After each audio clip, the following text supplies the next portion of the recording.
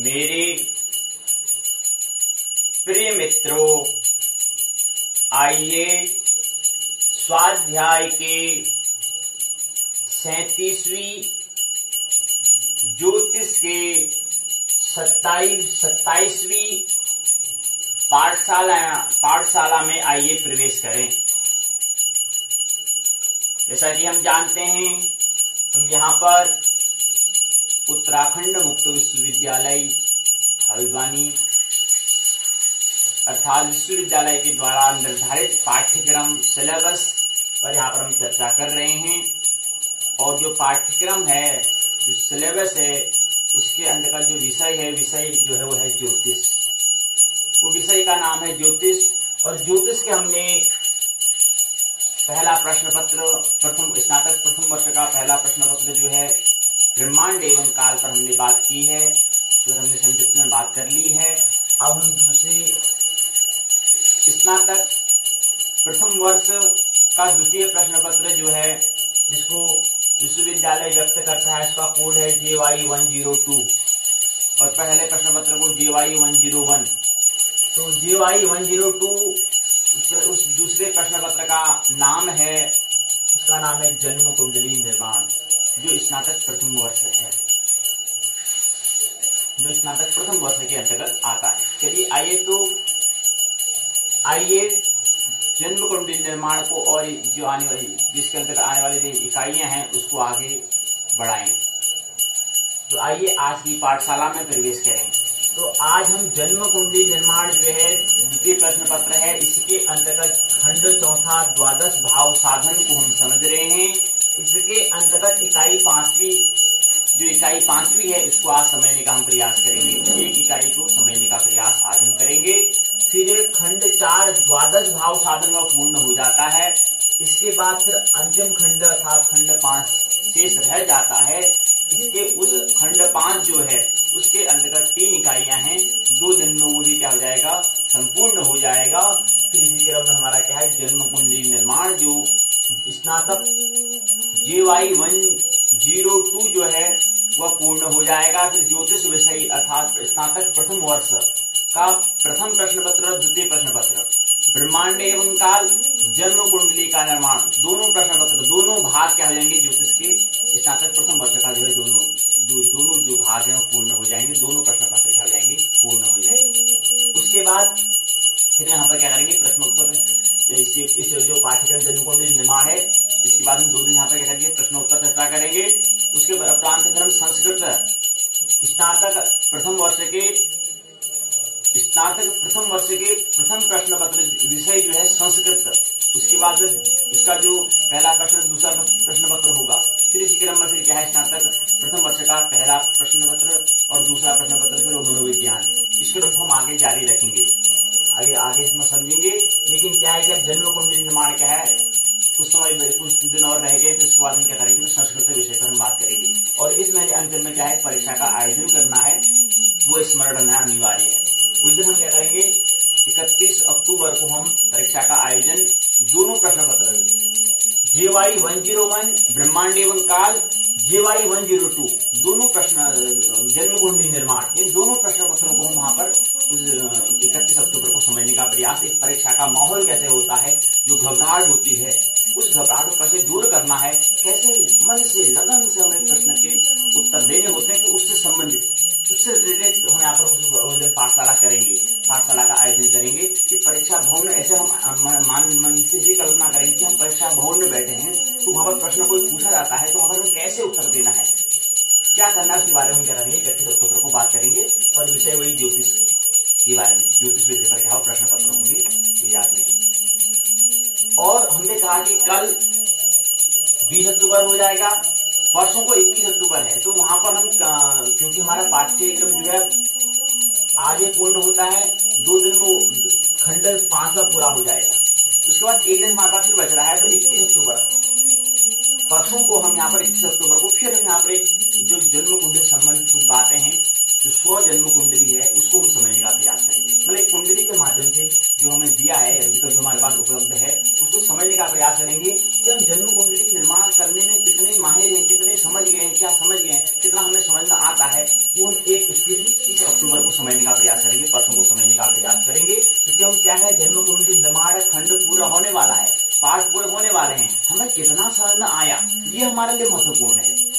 हमारे को ज्यादा कंठस्थ या स्मृति को, मेमोरी को भरना वो अनिवार्य नहीं है, हमारे लिए अनिवार्य है कि हम कितना समझ पा रहे हैं, कितना रख पा रहे हैं, क्या समझ पा रहे हैं, नहीं समझ पा रहे हैं, क्या करे जा रहे हैं। तो ऐसा मूल्यांकन हम यहाँ पर एविलेशन जो हम करेंगे वो करेंगे 21 अक्टूबर को, परसों को यहाँ पर करेंगे। तो उस दिन हम यहाँ पर पाठ्यक्रम पर क्या करेंगे उसकी बात कर लेंगे। और ये आपको पता ही है, बाकी पाठ्यचर्या पर जो है प्रश्नोत्तर पर हमारा क्रम नेट का जो है एनटीए नेट यूजीसी वो चलता रहेगा।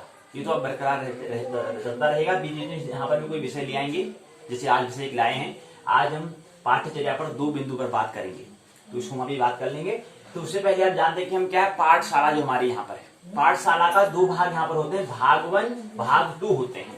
तो भाग 1 में हम पाठ्यचर्या अर्थात करिकुलम की हम बात करते हैं, अर्थात जीवन से संबंधित हम बात करते हैं। यहाँ पर विद्यार्थी जो शिक्षार्थी जो दीक्षार्थी जो व्यक्ति, उसके प्रश्नों को यहाँ पर लिया जाता है, उसके प्रश्न में कुछ प्रश्न होते हैं, उनके उत्तर यहाँ पर लिया जाता है। और यहाँ पर ऐसा नहीं है। भाग 2 पाठ्यक्रम सिलेबस पाठ्यचर्या, पाठ जो उस पर चर्चा होती है, तो पाठ जो उस पर चर्चा, उस पर डिस्कस हो रही है, तो यहाँ पर उस प्रश्न से कोई लेना देना नहीं है। तो लेकिन यहाँ पर प्रश्न उत्तर चर्चा है, यहाँ पर क्या है, पाठ्य चर्चा है। तो पाठों पर चर्चा होगी जो उस विश्वविद्यालय, किसी विद्यालय, किसी संस्थान के द्वारा क्या होता है, निर्धारित होता है। यहाँ पर क्या होता है, खुद निर्धारित करता है विद्यार्थी, जो सीखने वाला है, जो विद्यार्थी खुद निर्धारित करता है।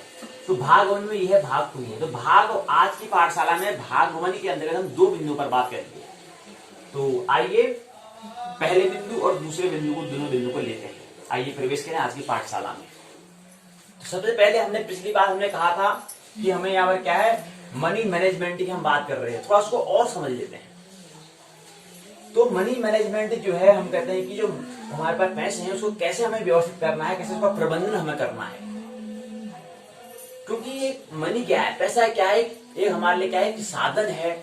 हम अब अनेक चीजों को लेने का, हम अनेक चीजों को ले सकते हैं, उसके साधन का नाम हम कहते हैं मनी, कहते हैं मुद्रा कहते हैं। तो ये पैसा है क्या, साधन है। तो अब हमें कौन से साधन हमें लेने हैं, कौन से हमें चीजें लेनी है, कौन से हमें वस्तु लेनी है जो हमारे लिए आवश्यकता है, जो हमारे नीड के लिए, और कहाँ पर हमें जो मुद्रा है उसको व्यय में करना है। उस प्रबंधन के बारे में, उस मैनेजमेंट के बारे में, कैसे मनी को मैनेजमेंट किया जाता है, उसको मैं पिछली पाठशाला में भी समझा था। आप थोड़ा उसको और समझने का प्रयास करते हैं। तो हमने कहा था कि यहाँ पर हमें क्या है, टारगेट हमारा होना चाहिए, लक्ष्य हमारे पास होना चाहिए।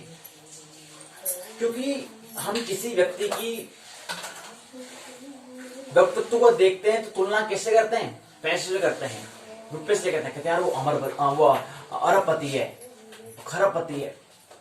तो ये क्या है, प्राथमिक चरण है। लेकिन प्राथमिक चरण ये भी जगत में ही तो है, अस्तित्व में तो है। तो ये प्राथमिक चरण, तो इससे हम किसी व्यक्ति की तुलना, उसकी विकास के, उसके व्यक्तित्व की, उसकी पर्सनालिटी की तुलना कैसे करते हैं, पैसे से करते हैं। हाँ, अब जो व्यक्ति तुलना कर रहा है अगर वो पैसे तक ही सीमित है तो उसकी ना समझिए। लेकिन प्राथमिक चरण है वो अनिवार्य है, क्योंकि पैसों से कोई भी चीज अगर हम लेंगे तो रुपयों से, अर्थात पैसों से, अर्थात मनी से आता है। जिसको ख्याल होगा तो पक्का जिक्र करेगा, अब जिसको ख्याल नहीं है तो वो क्या करेगा, जिक्र नहीं करेगा। तो इसलिए महत्वपूर्ण ये हो जाता है कि हम प्राथमिक चरणों में सफल हो पाते नहीं हो पाते हैं। प्राथमिक जो चरण है, जो प्रथम जो सीढ़ी है, उसी में हम सफल अगर नहीं हो पाए तो आगे जो हमें सीढ़ी में चढ़ना है वहां पर हम कैसे सफल होंगे। तो इसलिए हमें क्या करना है, प्राथमिक मनी जो है, पैसा क्या है, प्राथमिक चरण है। तो उसको एक प्रबंधन, हमें मैनेजमेंट से करना है, उसको व्यवस्थित हमें करना है। तो देखें कि 2019 और 2022 हमने बताया था, पिछली पाठशाला में बात करी है, तो उसको और समझ लेते हैं। तो हमने कहा था कि 2019 से 2022 का हमारे पास क्या है, ट्रेनिंग अर्थात प्रशिक्षण का यहाँ पर हमारे पास ट्रेनिंग हमारी है। तो ट्रेनिंग में हमें क्या करना है, इस प्रशिक्षण में हमें क्या करना है, 2019 से 2022 तक हमें क्या करना है, 3,25,000 का हमें टारगेट दिया हुआ है।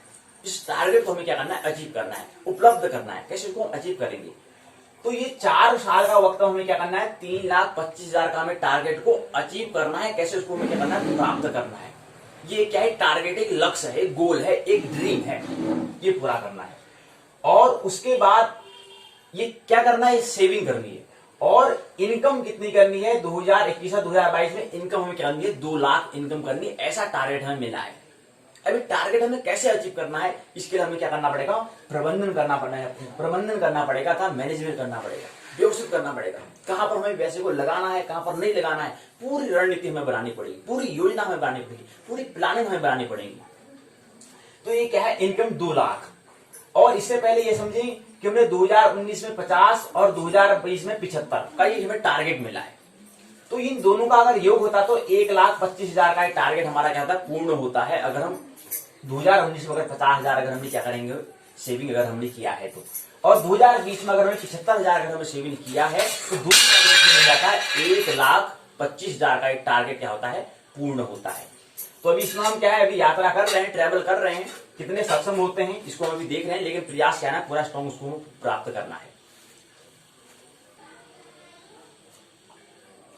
तो टारगेट क्या है, 2019 और 2020, अगर 2019 में अगर 50 को और 2020 में 75 को हम पूरा करते हैं तो 1,25 बनता है।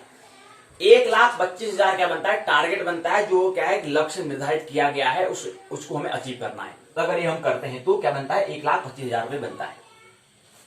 ये क्या है, ये तो हमने सेविंग पिछली बात कर ली है, लेकिन हम कह रहे हैं कि 2020 और 21 में सेविंग क्या करनी है, 2 लाख करनी है। 2 लाख क्या करना है, सेविंग हमें करना है। 2 लाख हमें क्या करना है, अभी सेविंग करना है, इतना तो हमें अर्जित हमें करना है, अचीव हमें करना है। और ख्याल है, ये जो हम कर रहे हैं क्या है, ट्रेनिंग है, ये ट्रेनिंग पीरियड चल रहा है। कोई हम जॉब कर रहे हैं या करियर कर रहे हैं ऐसा नहीं, ये ट्रेनिंग पीरियड में हमें कैसा मनी का मैनेजमेंट करना है, इस पर हम बात कर रहे हैं। कि हमें ट्रेनिंग मिलती है तो उस ट्रेनिंग में हमें कुछ पैसे अगर मिल रहे हैं, कुछ हम श्रम कर रहे हैं, कुछ हमें योगदान मिल रहा है, तो वहां पर भी हमें क्या करना है, मनी का मैनेजमेंट करना है। तो कैसे करना है, वो प्रत्येक व्यक्ति पर निर्भर करता है, उसे कैसे करना पड़ता है, कैसे करता है वो प्रत्येक व्यक्ति को करना पड़ता है, लेकिन कुछ बातें फिर हमें ख्याल रखनी होती है। तो इसलिए इसका हमें आयोजन करना पड़ा, इसको हमने पाठ्यचर्या जो है, करिकुलम है, उसमें रखना पड़ा। प्रश्न पूछा गया था, प्रश्न का उत्तर आप देना पड़ेगा, इसलिए तो इसमें पाठ्यचर्या हमने कहा है, करिकुलम कहा है। तो प्रश्न क्या है, तो प्रश्न का उत्तर हमें देना है। तो इसलिए क्या है, हमने ये बताया कि 1,25,000 का क्या है, टारगेट है, क्या है, लक्ष्य है। उसके बाद 2019 और 2022 में हमने बताया कि हमने 2019 और 2020 में 50 और 75 दोनों का योग 125 क्या होता है, 125 1,25,000 रुपए होता है। ये 2019 में हो गया। और 2021 और 2022 2 साल का योग क्या है, 2 लाख होता है, यानी कि 1 लाख 2021 में, 1 लाख 2022 में, दोनों का योग 2 लाख होता है। और इन 2 लाख और 1 लाख अर्थात 2019, 2020, 2021, 2022 इन 4 सालों के योग से क्या बनता है, सेविंग बनती है 3,25,000 की क्या है, सेविंग बनती है। एक क्या बनता है कि एक टारगेट जो है, टारगेट क्या हो, पूर्ण होता है। इन 4 साल के योग से क्या है, टारगेट क्या पूर्ण होता है, एक लक्ष्य क्या होता है, पूर्ण होता है। तो 3,25,000 का क्या है, टारगेट पूर्ण होता है। लेकिन यहाँ पर हमें क्या करना है, ये तो हमने सेविंग की हम बात कर रहे थे कि हमें कितना सेविंग हमें करना है और कितना हमें अर्जन करना है, वो तो भी बात हम करेंगे। और उसके बाद आता है कि पेमेंट, भुगतान कितना करना पड़ेगा। ये तो हम कर रहे हैं कि क्या है, सेविंग है, लेकिन ये तो सेविंग की हमने बात की है, और अभी हम क्या कर रहे हैं, पेमेंट की बात कर रहे हैं। पहले ख्याल रहना चाहिए कि हम जो इनकम की हम बात करते हैं, वो इनकम में के लिए एक फॉर्मूला होता है, सूत्र होता है। सूत्र होता है I बराबर P प्लस B। आई मतलब होता है इनकम बराबर होगा तुम्हारा पेमेंट प्लस बैलेंस। तुम्हारा तुमने किसी बात पे कितना व्यय किया और कितना तुमने सेविंग किया। तो व्यय अर्थात इसको भुगतान, पेमेंट इसको कहते हैं। तो पेमेंट प्लस बैलेंस के योग को हम कहते हैं इनकम कहते हैं। तो ये बात ख्याल रही। और लेकिन किसी को अरबपति हम कहते हैं तो उसका मतलब बैलेंस को देखते हैं, उसको हम पूरी इनकम को नहीं देखते हैं, पूरे इसका बैलेंस जो बचा है उस हिसाब से हम कहते हैं। मतलब किसी ने 25 साल काम कर रहा है, 25 साल से कितने पैसे कमाए उससे उसका नहीं देखते हैं, उसके हम पूरे साल के हम इसको उसकी आय को, उसकी इनकम को हम देखते हैं। ऐसे फिर प्रति व्यक्ति आय क्या होती है तो फिर उसमें पढ़ेंगे, लेकिन यहाँ पर केवल संकेत देने की इनकम बराबर क्या होता है, P प्लस B होता है। तो यहाँ पर सेविंग हमने बात कर ली है और हमने बताया कि हमें इनकम अभी क्या करना है, सेविंग इनकम जो करना है 2021 और 2022 में ट्रेनिंग पीरियड में जो हमें करना है, प्रशिक्षण का जो समय जो दिया है इसमें हमें क्या करना है 2021-2022 में इनकम 2 लाख हमें करना है। अब यहाँ पर आता है पेमेंट कितना करना है। पेमेंट जो हम 2021 और 2022 में 2021 में क्या करना है, पेमेंट 8,000 करना है और 2022 में भी क्या करना है, पेमेंट 8,000 हमें करना है। और दोनों का योग से क्या बन जाता है, 16,000 हो जाता है। और ये हमारा क्या है, पेमेंट भुगतान 2021 2 साल जो 21 और 22 जो है हमें क्या करना है, पेमेंट 16,000 हमें करना है। और ये बात है, लेकिन 2023 में हमने कहा था कि हमारे जो ट्रेनिंग पीरियड है उसका समय अंतिम समय क्या है 28 फरवरी 2023 है। तब हमारी क्या हो जाएगी, ट्रेनिंग पीरियड जो हो जाएगा पूर्ण हो जाएगा। ट्रेनिंग जो हमारी ट्रेनिंग चल रही है, जो हमारा प्रशिक्षण जो चल रहा है, उसका जो समय जो है, समय का खत्म हो जाता है 28 फरवरी 2023 को हमारा क्या हो जाएगा, ट्रेनिंग पीरियड संपूर्ण हो जाएगा।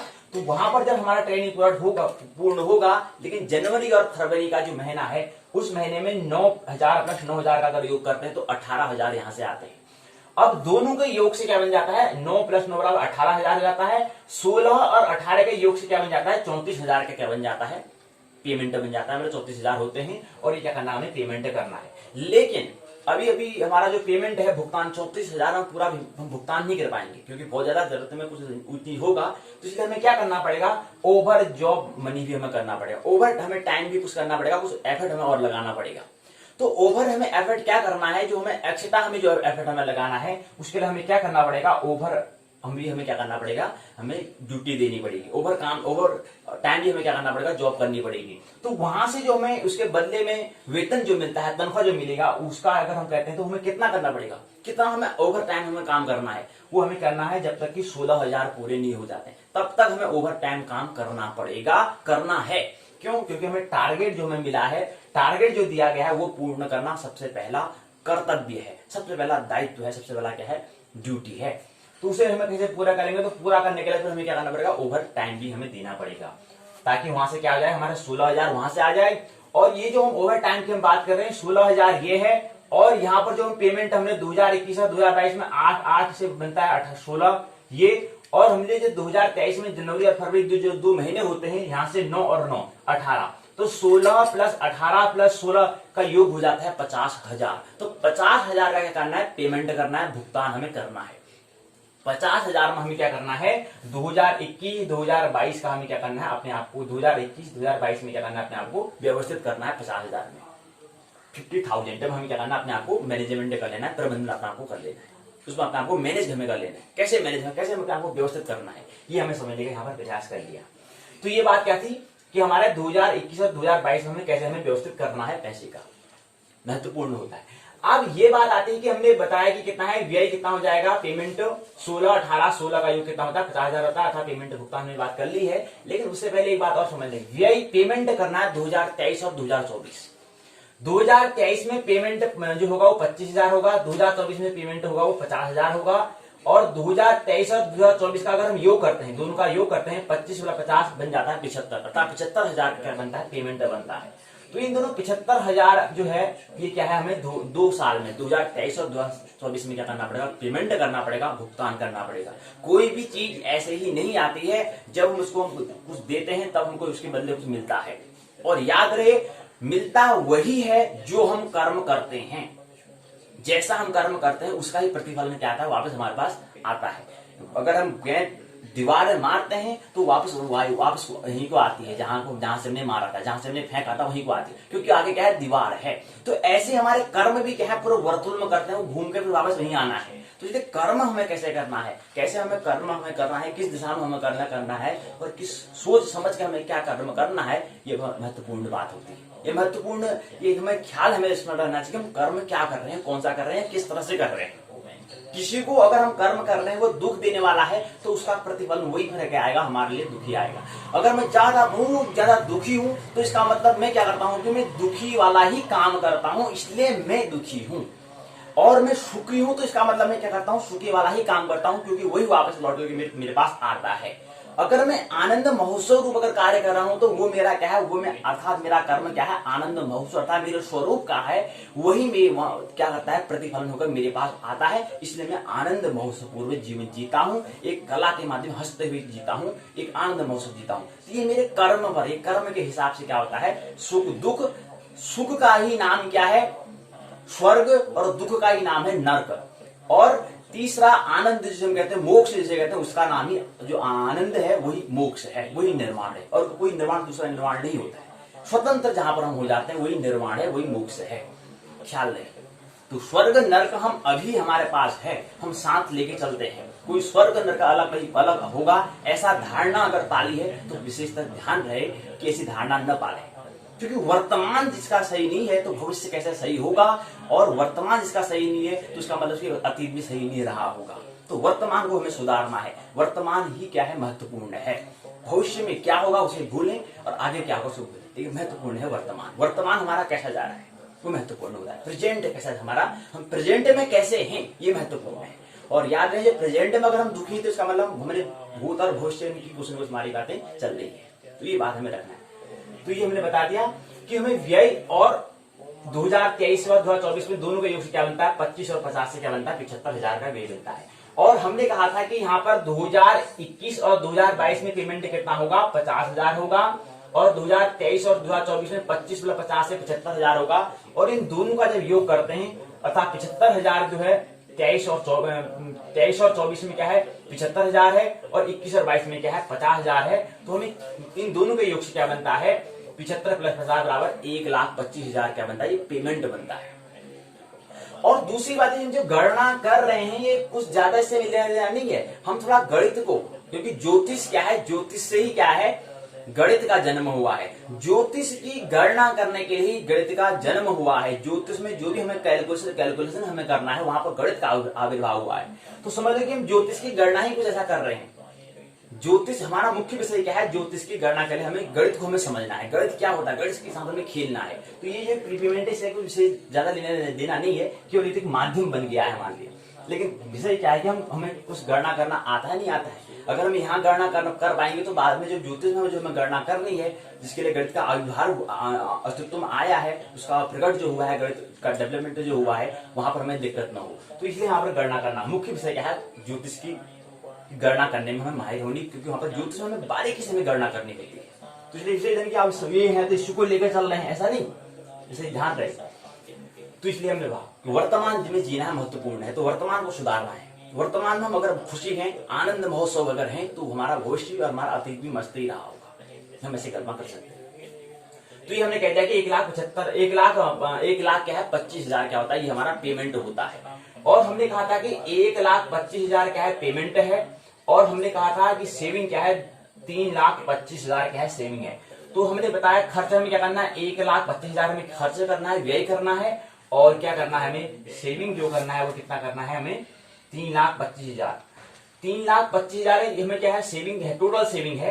लेकिन इसमें 3,25,000 में अगर हम 75,000 को माइनस करते हैं तो आता है 2,50,000 का आता है सेविंग आती है, बचत आता है। तो टोटल अगर हम 4 वर्षों अगर हम बात करें 2021, 2022, 2023, 2024 4 साल की अगर हम बात करते हैं तो टोटल जो हमारा इनकम बराबर पेमेंट प्लस भुगतान की अगर बात करते हैं तो पेमेंट अर्थात भुगतान अर्थात व्यय जो है राशि है वो है 1,25,000, और प्लस बैलेंस जो बचत जो है वो क्या है 2,50,000 का क्या है बैलेंस है, बचत है। तो 1,25,000 क्या करना है हमें व्यय करना है, हमें पेमेंट करना है, और 2,50,000 हमें क्या करना है बचत करना है, सेविंग हमें करना है। और इन दोनों के योग से क्या बन जाता है 3 लाख, अगर इनकम जो हो जाती है 3,75,000 रुपए क्या हो जाती है इनकम हो जाती है। 2019 से 2024 की अगर पूरी अगर हम इनकम की अगर बात करें 2019 से 2024 की अगर हम बात करें, जिसमें हमारे 23 फरवरी जो हमारा ट्रेनिंग पीरियड है और उसको हमने 24 को भी ले लिया है। तो ट्रेनिंग अगर उसको हम पूरा ओवरऑल अगर हम बात कर लेते हैं, पूरी अगर संक्षिप्त में अगर बात करते हैं 2023 से 2024 अर्थात 6 साल होते हैं। तो 6 साल जो हमारे ट्रेनिंग पीरियड है उस ट्रेनिंग पीरियड में हमने 3,75,000 रुपए का क्या करा इनकम करा, जिसमें पेमेंट क्या होगा 1,25,000 और बैलेंस जो होगा 2,50,000। ये हमारा क्या है टारगेट है। ये टारगेट को कैसे अचीव करना है, कैसे उसमें अमल लाना है, इसके लिए बीच बीच में विशेषता बात करनी पड़ेगी। पिछली पाठशाला हमने की थी लेकिन आज फिर इस पर वार्तालाप करनी पड़ी, क्योंकि इमेज कहीं धुंधली तो नहीं हो रही है, कहीं उस पर जो हमने लक्ष्य बनाया है टारगेट बनाया उस पर हम फोकस है नहीं है, उस पर हमें स्मरण है नहीं है, इसलिए बीच में बात हमें करनी पड़ेगी। इसलिए अपने आप को परिवर्तन करना पड़ेगा। कहीं मैंने एक बार बात कर ली है वो बात में ढीला ढाला तो नहीं पड़ गया हूं, तो ढीला ढाला नहीं होना है, पूरा स्ट्रॉन्ग मजबूत होना है। एक मजबूत के साथ क्या करना लक्ष्य निर्धारित हमें करना है। तो और बात है कोई बात करने का उद्देश्य क्या था, हमें तो ज्योतिष की गणना करनी है, तो उस हिसाब से थोड़ा गणना कर रहे हैं, समझ लो ज्योतिष की करनी गणना ही हम कर रहे हैं। और लेकिन कुछ संबंधित जीव से संबंधित भी है, इसलिए हमने प्रश्न पूछा था, इसका प्रश्न उत्तर की चर्चा दी गई थी और प्रश्न की हमें उत्तर देना है। तो इसलिए इसको हमने पाठचर्या था प्रश्नोत्तर चर्चा का पहले बिंदु पहले चरण में इसको रखा। तो ये सूचना यहाँ पे दी गई है। तो हम ये बात हमें ख्याल रहे, इस बात को हम ख्याल रखेंगे तो आगे जो हमारा जीवन है हम कैसे जीना है तो स्टेप बाय स्टेप हम चरणबद्ध तरीके से जिएंगे। ठीक है, तो ये पहला बिंदु जो है वो क्या होता है, भाग 1 जो है पाठशाला का भाग 1 पाठ्यचर्या था, प्रश्नोत्तर तथा करिकुलम जो भाग 1 है पाठशाला का, उसका पहला चरण जो है पूर्ण होता है। आइए द्वितीय चरण की ओर हम प्रवेश करें। द्वितीय चरण है, हम कल समझने का प्रयास किया था कि हमने कहा था कि ये क्या है, यूजीसी की क्या है पुस्तक है, इसको हमें समझना है। शिक्षण एवं शोध अभियोगिता को हमें समझने का प्रयास हमने कल की बैठक में किया था, कुछ समझ रही थी, कुछ संकेत दे रहे थे। तो ये क्या है, यूजीसी। अब हम आते हैं भाग 1 के दूसरे चरण में, आज की पाठशाला के दूसरे चरण में, भाग 1 के दूसरे चरण में आइए हम प्रवेश करें। तो दूसरा चरण है NTA NET UGC, national testing agency, national eligibility test, university grant commission, राष्ट्रीय जांच एजेंसी, राष्ट्रीय योग्य जांच यूनिवर्सिटी ग्रांट कमीशन, विश्वविद्यालय अनुदान आयोग पर आइए भाग जो 1 है उसके द्वितीय चरण में प्रवेश करें। तो इसमें कुछ कल समझने का हमने प्रयास किया था कि पुस्तक का नाम शिक्षण एवं शोध अभियोगिता दिया था, अर्थात शिक्षण मतलब होता है टीचिंग, शोध का मतलब होता है रिसर्च करना। सर्च करना नहीं होता है शोध का मतलब, शोध का मतलब होता है रिसर्च करना, प्रकट करना, अस्तित्व में जो अप्रकट जो हमें दिखाई दे रहा है, जो हमें दिखाई नहीं दे रहा है, उसको दिखाना, सभी को दिखाई देना, उसको प्रकट में लाना, वो क्या कहलाता है, शोध कहलाता है। और अभियोगिता होती है, एप्टीट्यूड होता है अभियोगिता। और हमने समझने का प्रयास किया था कि हम शिक्षण शोध अभियोगिता, यहां पर योग्यता की हमने बात नहीं की थी, अभियोगिता की हमने बात की थी। शोध और शिक्षण ऐसा काम है जिसमें योग्य व्यक्ति की आवश्यकता नहीं होती है, अभियोग्य व्यक्ति की आवश्यकता होती है। मतलब विशेष व्यक्ति जो चिंतन करे, जो विचार करे, जो कुछ प्रश्न करे, जो जिज्ञासु, जो पिपासु हो, अस्तित्व को, प्रकृति को जानने के लिए जो पिपासु हो, ऐसे व्यक्ति के लिए क्या है, ये जो पुस्तक, ये जो पाठशाला का पहला भाग है वो इसके लिए योग्य है, उसके लिए पाठशाला है, अन्य के लिए पाठशाला नहीं है। तो यहाँ पर इसलिए अभियोग्यता में बात की, विशेष व्यक्ति की हमें आवश्यकता चाहिए, जो क्या हो, ब्राह्मण तो हो। ऐसा नहीं हो कि मतलब कि खाली कर लें इसको, किसी ने कह दिया उसको मान ले, बस हो गया, नहीं, ऐसा जो चिंतन करे, प्रश्न करे, जो प्रश्न करे, मतलब गुरुजी ने बताया था, गुरुजी ने पूछे कि ऐसा क्यों होता है, क्या कारण है इसको, जो ऐसा पूछे, ऐसे के लिए हमें अभियोग्य व्यक्ति चाहिए। ऐसा कौन कहता है, एनटीए एनईटी यूजीसी कहता है, जो कहता है कि हमें अभियोग्य व्यक्ति चाहिए। योग्य व्यक्ति तो बहुत हैं, पढ़े लिखे बहुत हैं, बहुत लिखे पढ़े लिखे, बहुत जानकारी सबके पास है, लेकिन ऐसे व्यक्ति जिसके पास विशेष जानकारी, जिसके पास वाकई में कुछ दिया हो, कुछ वाकई उसके अंदर कुछ अनुभव, कुछ उसने समझ उसके अंदर हो, वो ऐसे व्यक्ति हमें चाहिए। तो हमने कल बात हमने करी थी, तो इसी क्रम को बढ़ा रहे हैं आगे।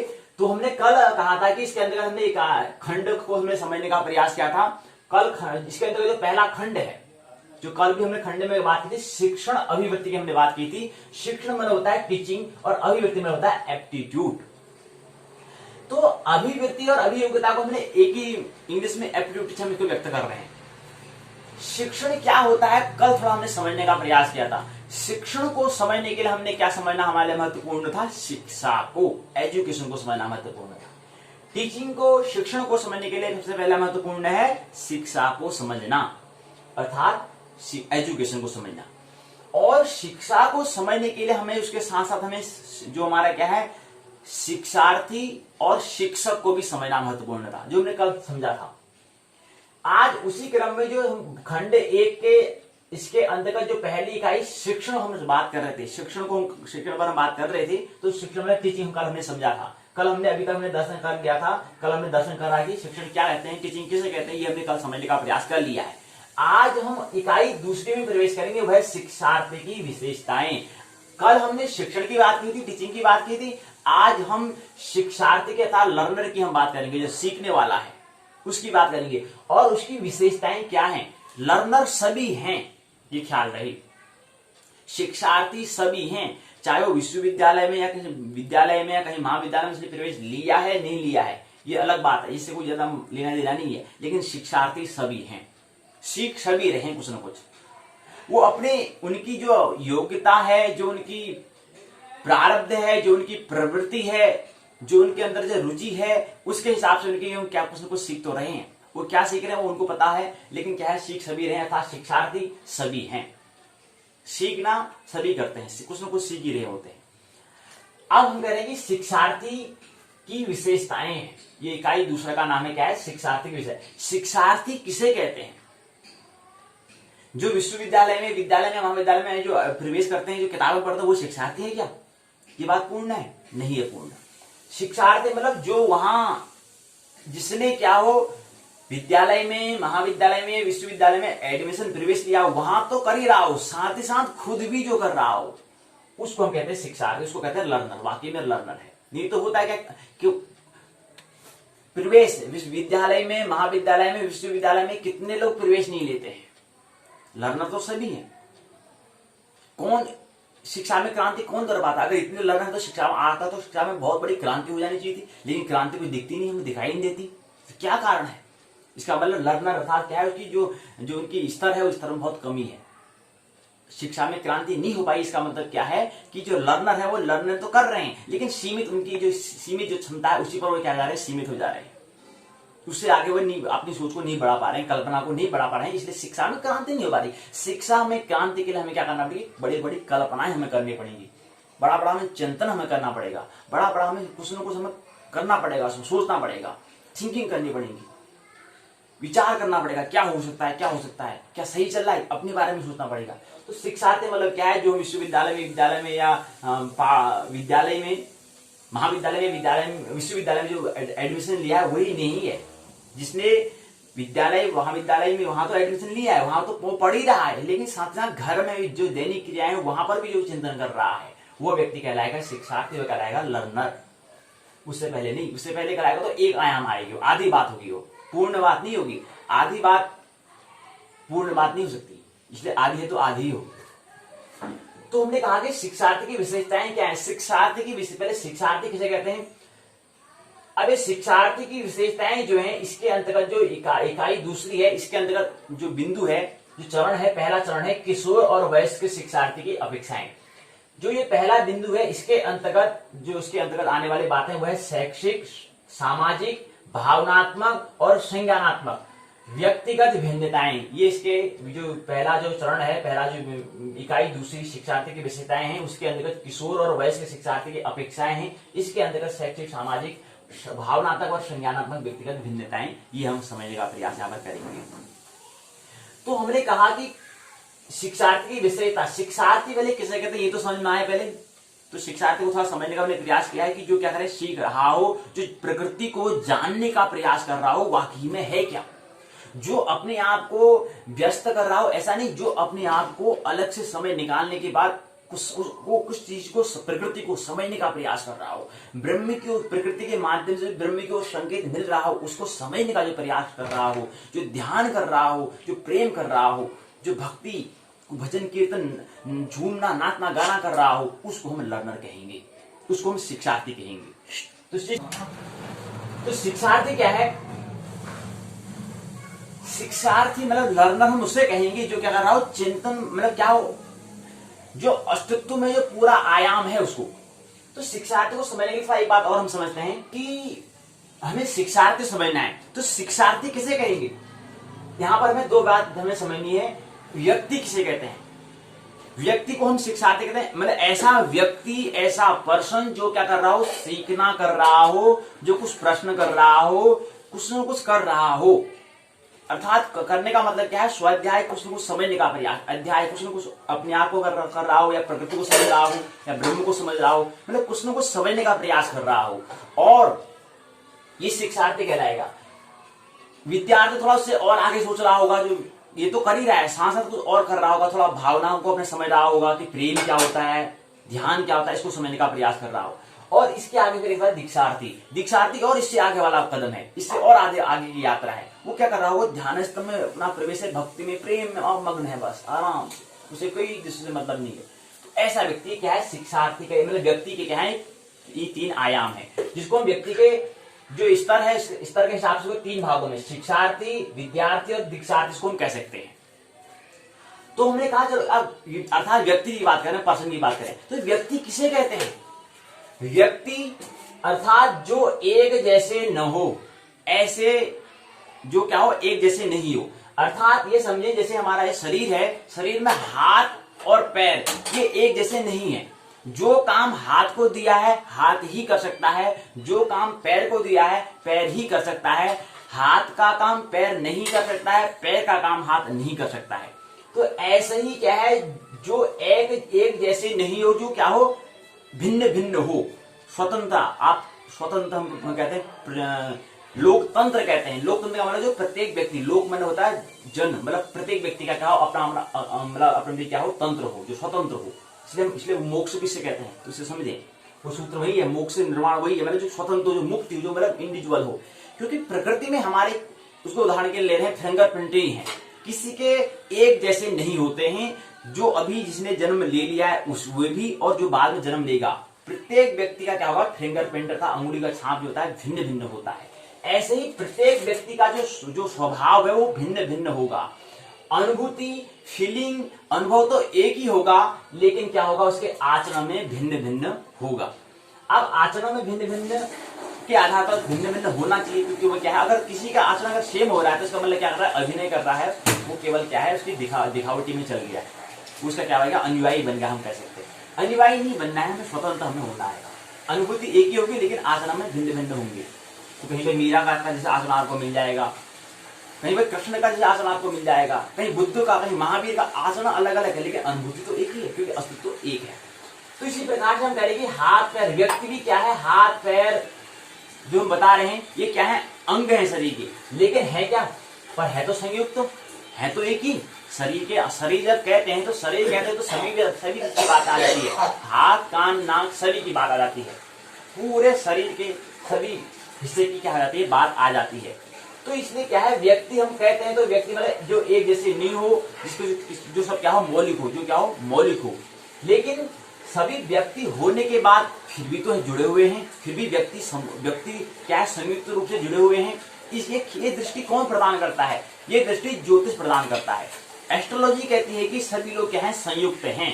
हमने पिछले पाठशाला में भी समझने का प्रयास किया था कि चाहे घास का तिनका हो या विशाल का कोई पिंड हो, वो दोनों एक दूसरे को क्या करते हैं, प्रभावित करते हैं। वो खगोल विशाल का पिंड घास को प्रभावित करता है, वो घास का तिनका उतने विशाल का पिंड को प्रभावित करता है। दोनों तरफा से क्या होता है, एक दूसरे को प्रभावित करते हैं। तो इसलिए अगर हम व्यक्ति की बात करते हैं तो व्यक्ति क्या है, जो एक जैसे न हो, जो इंडिविजुअल हो, लेकिन क्या हो, हाथ पैर, हाजिर को समझने के लिए बताया था कि हाथ पैर हमारे क्या है, ये अलग अलग है। हाथ का काम हाथ ही कर सकता है, पैर का काम पैर ही कर सकता है, आंख का काम जो देखना वो आंख ही कर सकती है, कान नहीं कर सकता, कान का काम सुनना है तो सुनना करेगा, नाक का काम सूंघना तो सूंघना ही करेगा, मुंह का काम बोलना है तो बोलना ही होगा, तो कोई और दूसरा काम नहीं कर सकता है।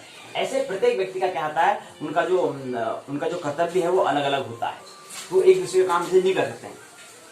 तो लेकिन है क्या, संयुक्त हैं। व्यक्ति होने के बाद फिर भी क्या है, संयुक्त हैं। तो यहाँ पर दो बात हो रही है, यहाँ पर दो बातों को हमें विशेष ख्याल रखना है, अर्थात व्यक्ति भी होना है, स्वावलंबी भी होना है, लेकिन स्वावलंबी के होने के साथ साथ हमें ये भी ख्याल रखना है कि हम संयुक्त भी हैं, हम जुड़े हुए भी हैं।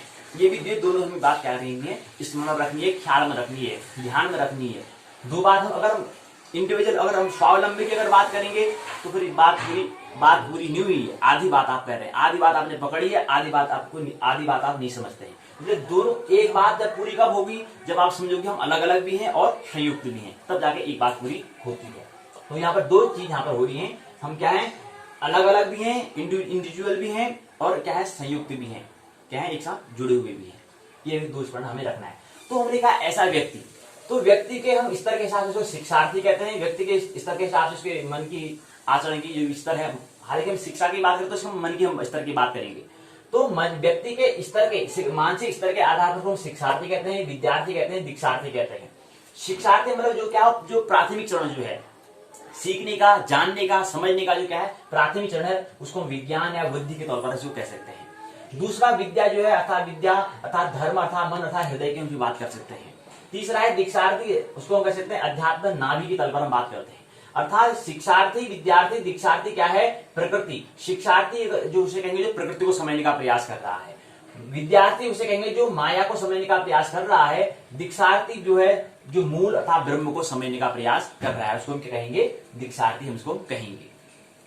तो ये हमने समझने का प्रयास किया। अब और शिक्षा का अर्थ क्या होता है, शिक्षा अर्थात कुछ सीखने के लिए, कुछ जानने के लिए जो अर्थ के समान हो जाए, मतलब इतना उसमें डूब जाए, इतना लगन हो जाए, इतना उसमें तन्मय हो जाए, इतना पूरा लगन से उसको समझने का प्रयास करे, जैसे कि अर्थी मतलब जैसे कि पूरी लेट जाती है, बिल्कुल उससे लेना देना नहीं है। तो ऐसे अर्थ जो शिक्षा के लिए जो अर्थ जो शिक्षा के लिए जो अर्थ जो हो जाता है, मतलब इतना एक लगन मनन से करने लग जाता है, उसको हम शिक्षार्थी कहते हैं। शिक्षाधन अर्थी बन जाता है, शिक्षार्थी बन जाता है। विद्याधन अर्थी बन जाता है विद्यार्थी। दीक्षाधन अर्थी मतलब दीक्षार्थी कहलाते हैं। ये क्या है, इसको समझने का प्रयास कर रहे हैं, शिक्षार्थी को समझने का प्रयास कर रहे हैं। और लर्नर शिक्षार्थी कैसे कहते हैं, सीखने जानने समझने वाला व्यक्ति। अब जो सीखने जानने समझने वाला जो व्यक्ति है, इसके व्यक्ति को भी हमने 4 भागों में बांटा है। इनकी सभी दृष्टि होती है। इन जो व्यक्ति जो लर्नर है, जो ऐसे व्यक्ति हैं, उनको 4 भागों में बांटा है। उसको हम वर्ण कहते हैं और उसको हम आश्रम कहते हैं। तो वर्ण क्या है, वर्ण 4 है। हम जानते हैं कि पहला होता है ब्राह्मण, दूसरा क्षत्रिय, तीसरा वैश्य। पहला ब्राह्मण, दूसरा क्षत्रिय, तीसरा वैश्य, चौथा शूद्र होता है। पहला क्या है, ब्राह्मण है, दूसरा क्षत्रिय है, तीसरा वैश्य है, चौथा शूद्र है। और दूसरा आश्रम है ब्रह्मचर्य, गृहस्थ, वानप्रस्थ और संन्यास। ये क्या है, मतलब क्या है, व्यक्ति का हम विभाजन कर रहे हैं। और आश्रम मतलब होता है जीवन को हम विभाजन कर रहे हैं। और व्यक्ति को हमने बात की है कि व्यक्ति क्या है, जो क्या हो, अलग अलग भिन्न भिन्न हो, जो क्या हो, असमान हो, उसको व्यक्ति कहते हैं, अर्थात वर्ण उसको हम कहते हैं। जैसे ब्राह्मण कहते हैं, क्षत्रिय कहते हैं, वैश्य कहते हैं, शूद्र कहते हैं। और आश्रम मतलब जीवन, अर्थात हम शरीर की हम बात करते हैं, पूरे संयुक्त हम उसको बात करते हैं। उसको हम ब्रह्मचर्य, गृहस्थ, वानप्रस्थ और संन्यास कहते हैं। ज्यादा विस्तार से वर्ण को बताने की आवश्यकता नहीं है, पिछली पाठशाला में से बात कर चुके हैं। लेकिन लर्नर के हिसाब से हम बात कर रहे हैं कि कोई ब्राह्मण होगा जो जिसका काम है पढ़ो पढ़ाओ, चिंतन करो, मनन करो, जिसका काम हो ब्राह्मण। क्षत्रिय जो है, जिसको क्या करना है, बाहुबल से क्या करनी है, किसी को कोई प्रकृति के जो तमस गुण है उससे बचाने के लिए, रक्षा करने के लिए हम क्षत्रिय की बात करते हैं। सेना के उदाहरण है। वैश्य मतलब होता है क्या करना है, व्यापार, किसी को पेट का भरण पोषण जो करना है। शूद्र सेवा जो करता है, ये क्या है, वर्ण है। और आश्रम ब्रह्मचर्य मतलब होता है ब्रह्म जैसी की चर्या। ब्रह्म मतलब होता है जैसे हम मूल जो है उसकी तरफ, मतलब प्रकृति में इतना परिवर्तनशील हो रहा है, लेकिन ब्रह्म में कुछ भी परिवर्तन नहीं होता है। ऐसे हमें कुछ करना है ब्रह्मचर्य में। ये हमारा प्राथमिक चरण होता है, 25 साल से कहते हैं। गृहस्थ जो होता है वो 25 साल से गृहस्थ में कहते हैं कि उसके बाद में प्रकृति से जो हमारे हैं, प्रकृति को जो हमने पहले ब्रह्मचर्य से चर्चा में रह चुके हैं, उसके बाद में कैसे भोगना है अस्तित्व के बारे में, ये ब्रह्मचर्य में, गृहस्थ में। उसके बाद वानप्रस्थ में क्या होता है, हमारे साथ यहाँ पर जो हमने गृहस्थ में जो हमने भोग लिया है, उससे हमें क्या करना है, आगे यात्रा करनी होती है, उसकी तैयारी का नाम है वानप्रस्थ। संन्यास क्या है, क्या हो जाना है, हमें एक हो जाना है। तो वर्ण और आश्रय हमने समझने का प्रयास कर रहे हैं, बाकी विस्तार से बात नहीं करनी है। तो वर्ण क्या है, 4 वर्ण होते हैं। और आश्रम क्या होते हैं, 4 आश्रम होते हैं। ये हमने समझने का प्रयास कर लिया है। तो हमने आश्रम जीवन को और वर्ण व्यक्ति को क्या करता है, विभाजित हमने किया है। व्यक्ति की योग्यता के आधार पर, उसके जीवन के आधार पर और उसके वर्ण के आधार पर, जीवन और वर्ण के आधार पर हमने 4 राष्ट्र के विभाजन किए हुए हैं। अब हमने कहा था कि अंड मतलब होता है, हमने कहा था कि सीखने की हम बात कर रहे हैं, लर्न की हम बात कर रहे हैं। तो सीखना मतलब कहाँ होता है, प्रकृति जो है परिवर्तनशील है, हम जानते हैं। क्षण क्षण परिवर्तन यहाँ पर होता रहता है। देखते हैं कि गांव ऐसा बता तो बाद में वहां पर कुछ और परिवर्तन हो जाता है। तो क्षण क्षण जहां पर परिवर्तन हो रहा है उसको हम क्या कहते हैं, उसको हम जो प्रकृति का क्या है, वो प्रकृति का स्वभाव है। प्रकृति का स्वभाव यह है कि प्रति क्षण क्या होगा, उसमें परिवर्तन होगा। हमारा उदाहरण के लिए मन हम ले सकते हैं। मन हमारा क्या है, निरंतर परिवर्तनशील होता है, क्षण क्षण में बदल जाता है। जैसे हमने उदाहरण के लिए यहाँ पर बात की थी, हमने कहा था कि मनी मैनेजमेंट की हमने बात की थी। मनी मैनेजमेंट का जो हमने प्लान पहले बनाया है, उसके बाद अगर उस पर हम दोबारा तिबारा बात नहीं करेंगे, पुनरावृत्ति कर उसमें बार बार ध्यान नहीं रखेंगे, फिर ये बात हम भूल जाएंगे। तो वो जो पहली प्लानिंग हमने की थी, जो उतना हमने मेहनत लगाया था, वो सब फिजूल हो जाएगा, व्यर्थ हो जाएगा। इसलिए अपने आप को, मन को भी क्या करना है, नियंत्रण करना है। तो ऐसे ही कुछ मन की चिकित्सा का नाम क्या है, हम शिक्षा में कल भी बात करें। शिक्षा क्या है, मन की चिकित्सा का नाम क्या है, शिक्षा है।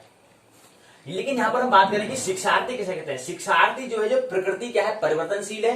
प्रकृति के परिवर्तन को जो देखता है, प्रकृति के परिवर्तन को जो अन्वेषण कर रहा है, जो देख रहा है, देखते हुए क्या करता है, अपने आप के, अपने अंतस में, अपने बाह्य में भी क्या करता है, परिवर्तन करता है। अपने मन में और अपने आचरण में क्या करता है, क्षण क्षण में परिवर्तन करता है। अर्थात उसने अपने मन को इस तरह बना लिया है जैसे मानो पानी हो। पानी क्या है, पानी का कोई आकार नहीं होता है। जिस भी वस्तु में, जिस भी बर्तन में डालते हैं, जिस भी बर्तन में डालेंगे उसी का आकार लेता है। इसी प्रकार हमारा मन भी क्या होना चाहिए, ये क्या हो, पिघला हुआ होना चाहिए, मतलब पानी की तरह का तरल होना चाहिए, लिक्विड होना चाहिए। क्यों, किसी भी कोई भी परिस्थिति अगर आ जाए उसमें वहां वैसे उसको उस तरह वो आकार ले ले, उस तरह वो क्या हो जाए, परिवर्तन हो जाए। इसका उदाहरण व्यक्तित्व अगर हमें देखना है तो कृष्ण का व्यक्तित्व हमें दिखाई देता है। कृष्ण का व्यक्तित्व ऐसा व्यक्तित्व है जहां पर पूरी तरलता हमें दिखाई देती है। तो कृष्ण का व्यक्तित्व क्या है, प्रत्येक व्यक्ति को उसके उन व्यक्तित्व से हमें कुछ संकेत, वो जो सिग्नल हमें लेनी है कि आखिर कृष्ण का व्यक्तित्व ऐसा तरलता क्यों है, इतने हंसते हुए क्यों है। ऐसे अपने व्यक्तित्व को भी हंसते हुए बनाना है, कुछ ज्यादा सीरियस होने की जरूरत नहीं है, केवल हमें विस्मरण स्मरण हमें करना है, तरल हमें होना है। तो तरल होने के लिए क्या करना पड़ता है, प्रकृति के परिवर्तनशील होने के लिए अपने मन को निरंतर क्षण क्षण में परिवर्तन करना है। प्रकृति क्षण क्षण में जब परिवर्तन कर दे रही है, एक छोटा बच्चा था, बड़ा हो जाता है, शरीर इतना बढ़ जाता है, फिर वही धीरे धीरे बुढ़ा, उसमें क्या आता है, शरीर में क्या जाता है धीरे धीरे उसमें, और जो शरीर में जो शरीर जो जीव जो बन रही थी, जो कोशिकाएं बन रही थी वो बन रही होती है, फिर बाद में धीरे धीरे उसका क्या होता है, कोई बन रही है, कोई टूट रही है, वो ये हो रहा है, उसकी मरम्मत होती जा रही है, टूट रही है तो बन रही है, टूट रही बन रही है। लेकिन एक बात क्या था, शरीर पूरा टूट जाता है, पूरा एक हो जाता है पूरा शरीर, फिर जहां शरीर की कुछ कोशिका बनती ही नहीं है, पूरा अंतिम उसको समय जब आया था तो शरीर इसको हम कहते हैं, मतलब शरीर मर गया हम उसे कहते हैं। मर गया मतलब आप शरीर में कोई भी कोशिका क्या नहीं, जन्म नहीं लेगी, मरेंगी नहीं जन्म ही लेगी तो मरेंगी कहां से। अब मरना तो एक साथ पूरा मरना है, तो ना जहां पर कोशिकाएं जन्म रही है, मर रही है, वो निरंतर घटना चल रही है। लेकिन जहां पर कोशिका का जन्म होना, मरना क्या रहता है, जहां पर रुक जाता है उसको मृत्यु कहते हैं। तो मतलब ये कोशिकाएं क्या हो रही है, क्षण क्षण में परिवर्तन। कभी हमारे देखते हैं बाल छोटे, वो नाखून काटते नहीं, बढ़ जाते हैं, ये क्या है, परिवर्तन हो रहा है निरंतर। तो ऐसे हमारे मन में हम परिवर्तन क्यों न लाए, अपने मन को तरल क्यों न बनाए, लिक्विड क्यों न बनाए, ताकि हम जो भी परिस्थिति प्रकृति के माध्यम से, अस्तित्व के माध्यम से, परमात्मा के माध्यम से कोई भी परिस्थिति आएगी, उस परिस्थिति हम अपने आप को मैनेजमेंट कर लेंगे, व्यवस्थित हम कर लेंगे। तो कैसे अपने आप को व्यवस्थित करना है, क्योंकि पहला महत्वपूर्ण है कि हम आनंद महोत्सव पूर्व नाचते हुए, गाते हुए, हंसते हुए क्या करना है, महोत्सव में रहना, आनंद खुशी में रहना है। तो खुशी का कैसा, अगर कोई भी परिस्थिति आ गई तो हम दुखी हो गया, रोने लग जाते हैं। तो सुख भी नहीं होना, दुख भी नहीं होना है, इसके बीच में बैलेंस भी बनाना है, ये चीज भी हमें रखना है। सत्वरजतम गुण, प्रकृति के 3 गुणों पर क्या करना है, हमें बैलेंस, संतुलन हमें होना है। ये हमने बात कर ली है। तो प्रकृति के परिवर्तन को देखते हुए अपने आप में क्या करना है, अंतस्तर बाह्य अर्थात मन और आचरण में, मन और हो गया धर्म, अर्थात धर्म में हमें करना है, मतलब हमें कोई काव्य में, हमें कोई संगीत में, वहां पर हमें परिवर्तन करना है। मतलब अंतस्त्र जो हमारा जो धर्म हमारे कहीं हृदय से हम कह सकते हैं, और आचरण हमारा बताया जो हम काम कर रहे हैं, जो हम कर्तव्य जो काम कोई भी काम कर रहे हैं उसमें हमें क्या करना है, क्षण क्षण परिवर्तन करना है, क्षण क्षण में परिवर्तन करना है। क्योंकि प्रकृति में क्या है, क्षण क्षण परिवर्तन हो रहा है, और उसके माध्यम से हम देख सकते हैं कि घड़ी में जैसे देखते हैं टाइम का प्रतीक वही है कि प्रकृति में क्या है, क्षण क्षण परिवर्तन हो रहा है। प्रकृति के जो क्षण क्षण परिवर्तन होने के लिए क्या है, घड़ी का आविष्कार हुआ है। तो घड़ी जो हम कहते हैं टाइम जो देख रहे हैं, मतलब क्या है, प्रकृति का साक्षात उदाहरण है। घड़ी में जो हम टाइम की हम बात करते हैं वो क्या है, प्रकृति का क्षण क्षण परिवर्तनशील है, उसका उदाहरण, उसका सबसे बड़ा जो उसका जो साक्षी गवाह क्या है, वह है घड़ी। घड़ी गवाह देती है कि समय जा रहा है, तो उसका मतलब क्या है, प्रकृति में परिवर्तन हो रहा है वाकई में। ये क्या उदाहरण है, उसका एग्जाम्पल ये घड़ी है। अब घड़ी से भी अगर हम नहीं सीखे तो क्या सीखे, और घड़ी किसका प्रतीक है, मन का प्रतीक है। अर्थात मन में क्या है, कुछ बेचैनी है, और मन में अगर बेचैनी अगर है तो इसका मतलब क्या है, विकास हम कर रहे हैं, कुछ विकास की ओर हम यात्रा कर रहे हैं, इसका मतलब कुछ सीख रहे हैं, अर्थात हम शिक्षार्थी हैं, शिक्षार्थी बन रहे हैं। तो ये बातें हैं। तो हमने कहा कि देखते हो अपने आप में अंतस्तर बाह्य में क्या है, क्षण क्षण में परिवर्तन करना है। तो ऐसे करने वाला व्यक्ति को हम शिक्षार्थी कहेंगे। ऐसा जो व्यक्ति कर रहा है वो व्यक्ति क्या है, लर्नर है। उससे पहले लर्नर नहीं कहलाएगा, उससे पहले लर्नर नहीं कहलाएगा। व्यक्ति तो कहलाएगा लेकिन लर्नर नहीं कहलाएगा, और लर्नर कहलाएगा तो फिर उसको हम फिर शिक्षार्थी तो कह सकते हैं, लेकिन विद्यार्थी नहीं कहेंगे। विद्यार्थी कहेंगे तो अगर विद्यार्थी कुछ और कर रहा है तो उसको हम लेकिन दीक्षार्थी नहीं कहेंगे। तो ये जो चरण है, जो स्तर है, इन स्तर पर पहुंचना है, तब जाके व्यक्तित्व, तब जाके विकास पूर्ण होता है, तब जाके व्यक्तित्व पर्सनालिटी बनती है। तो एक स्तर है शिक्षार्थी का, एक स्तर है विद्यार्थी का, एक स्तर क्या है, दीक्षार्थी का। तो व्यक्ति है उसको हम शिक्षार्थी कह सकते हैं, सीख रहा है हम कह सकते हैं, सीखने वाला है, पढ़ाई कर रहा है, पढ़ रहा है हम कह सकते हैं। लेकिन पढ़ रहा है पूरी बात नहीं होती है, शिक्षार्थी ही पूरी बात नहीं है, स्टूडेंट ही पूरा नहीं है। उसके बाद फिर क्या है, विद्यार्थी हमें होना है, उसके बाद क्या है, दीक्षार्थी में होना है, शिष्यार्थी में होना है। शिष्यार्थी जो क्या है, जो शिष्यार्थी में होना, ये अंतिम चरण है। तो ये बात है। तो ये हमने आज की पाठशाला में भाग 1 में हमारी पुस्तक शिक्षण एवं शोध अभियोग्यता के अंतर्गत टीचिंग रिसर्च एप्टीट्यूड के अंतर्गत हमने क्या समझने का प्रयास किया कि शिक्षार्थी किसे कहते हैं और शिक्षार्थी की विशेषताएं क्या हैं। यही विशेषता होती है इनकी, यही विशेषता होगी, मतलब उसके गुण के आधार पर हम विशेष करेंगे कि उसके अंदर जो योग्यता है, उसके अंदर जो रुचि है, उसके आधार पर क्या होते हैं, अलग अलग उसके क्या होते हैं, विशेषता उसके अंदर होती है। और विशेषता याद नहीं, शिक्षार्थी की विशेषता तो होगी क्योंकि व्यक्ति है और व्यक्ति मतलब होता है भिन्न भिन्न, जिसका जो एक जैसा न हो वही व्यक्ति कहलाएगा, और जो एक जैसा हो गया तो व्यक्ति फिर नहीं कहेंगे, फिर तो कहेंगे हाँ समाज ही है। तो ऐसा हमारे मन में समाज बैठ चुका है, मतलब पूरी पूरी पूरी पूरी किसी ने मतलब हमने कुछ बातें धारण कर ली है, तो हम तो व्यक्ति हैं लेकिन पूरी बातें क्या है, सबकी बोले क्या हमें बातें एक समाज जैसा हमारा मन में बैठ चुका है। तो बाहर निकाला इसको, मनोचिकित्सा करनी है, तो पूरा हमें मन को ऐसा नहीं भरना है। हमें व्यक्ति हैं, व्यक्ति का हमें स्मरण रहना है, लेकिन ख्याल भी रहना है कि व्यक्ति तो हैं लेकिन संयुक्त भी हैं। उसके लिए उदाहरण हमने बताया था शरीर क्या है। हमारे अंग जो है, हाथ का काम हाथी कर सकता है, पैर का काम पैर ही कर सकता है, आंख का काम आंख ही कर सकता है। जो आंख को ड्यूटी दी है तो आंख ही कर पाएगा, पैर नहीं कर पाएगा। तो ये चीज को हमें समझना है। संयुक्त को, प्रकृति के एक साथ लयबद्धता जो संयुक्त हैं उसको भी देखना है, और जो मौलिक है उसको भी हमें ख्याल में रखना है। तो कोई व्यक्ति मौलिक हो जाएगा, कोई व्यक्ति एक स्वावलंबी हो जाएगा, तो फिर वो भी क्या है, अगर एक ही भाग को पकड़ेगा तो बड़ी दिक्कत में पड़ने वाला है। और कोई कहेगा कि मैं संयुक्त हूँ वो पकड़ा तो वो भी दिक्कत होने वाली है। इसलिए दोनों का दृष्टि को देखते हुए फिर बाद में एक संतुलन हमें लेना है, बैलेंस हमें बनाना है। ये क्या है कि उसके बाद फिर उसको हम अगर सीधे से बैलेंस बना लिया वही क्या कहलाएगा, फिर समाधान इसको कर सकते हैं। वो वही क्या व्यक्ति समाधि स्थित व्यक्ति कह सकते हैं, क्योंकि आप समाधान कर पा रहे हो। कोई भी स्थिति आ जा रही है उसके साथ वो कर ले, उसके पास सॉल्यूशन, उसके पास हल उसके पास है, अर्थात क्या है समाधि स्थित व्यक्ति है, अर्थात समाधान कर ले रहा है। कोई भी स्थिति आ रही है, स्थिति को साथ वो तालमेल बैठा पा रहा है, तो वो क्या है समाधि स्थित व्यक्ति कहलाएगा। तो ये हमने पहले आज की पाठशाला में पहला भाग जो है, पाठशाला का भाग 1 पाठ्यचर्या अथा करिकुलम प्रश्नोत्तर चर्चा, जो प्रश्न पूछा गया था उसका उत्तर दे दिया, भाग 1 पूरा होता है। आइए पाठशाला के भाग 2 में प्रवेश करें। भाग 2 में क्या है, इकाई 5 अर्थात भाग 2 है JY 102 जन्म कुंडली निर्माण खंड 4 द्वादश भाव साधन। इकाई 5 है। इकाई 5 का नाम है चरित चक्र निर्माण। चरित का मतलब होता है चलने वाला, गति जीवन से यहाँ पर संगत है, और चक्र मन होता है चलने के ढंग का प्रकार है। चक्र हम बात करते हैं ना, चक्र अर्थात गति किस प्रकार से होती है, गति का ढंग क्या है। तो गति का ढंग चक्र अर्थात क्या है, वर्तुल है। तो यहाँ पर ये समझिए कि हम चलित तो कह रहे हैं, चलने अर्थात गति अर्थात मोशन की हम बात कर रहे थे, करते हैं अर्थात जीवन की हम बात करते हैं, लाइफ की हम बात करते हैं। तो गति जो है, गति दो प्रकार है, दो ढंग से हो सकती है। एक सीधी गति हो सकती है, एक टेढ़ी मेढ़ी गति हो सकती है। तो सीधी गति को हम रिजु कहते हैं और टेढ़े मेढ़े गति को अरिजु कहते हैं। और यहाँ पर एक नाम आप सुना होगा, अर्जुन, आपने नाम सुना होगा। तो अर्जुन मतलब होता है अरिजु। अर्जुन शब्द जो है क्या है, अरिजु है, अर्थात उसके मन में क्या है, बेचैनी है। वो अर्थात विकास को उपलब्ध होना चाहता है, अर्थात वो विचारहीन से विचारशील अर्थात मध्य श्रेणी में आ चुका है।